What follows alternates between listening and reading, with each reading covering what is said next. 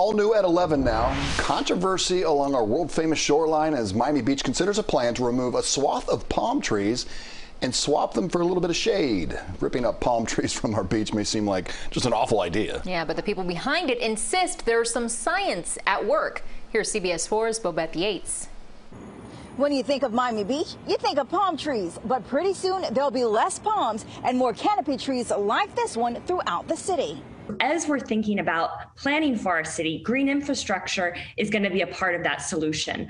Our tree canopy is that first piece of green infrastructure. Elizabeth Wheaton is Miami Beach's Environmental and Sustainability Director, and she says they have earmarked $5 million for a citywide reforestation plan that will not only change the area's skyline, but also help the environment. We're in the process of going through a major reforestation effort with the goal to plant 5,000 trees by the next 10 years. And that is one major step in adding more canopy into our green spaces, our parks, as well as our roadways. But the plan has come under fire because it calls for the reduction of palm trees. We would actually go from 57% tree canopy of palm trees, which we currently are, to 25% by the year 2050.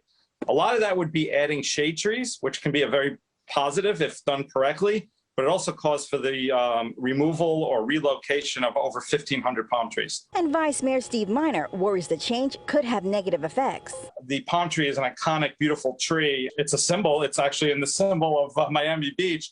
And I think such a reduction from 57 to 25% could have, I'm concerned, could have a serious negative impact on our cultural, historic, and economic brand. But environmental advocate Dave Dober says the benefits far outweigh the concerns. These new trees that they're putting in all around, according to the master plan, are going to be trees that absorb a lot of CO2 and also absorb a lot of stormwater.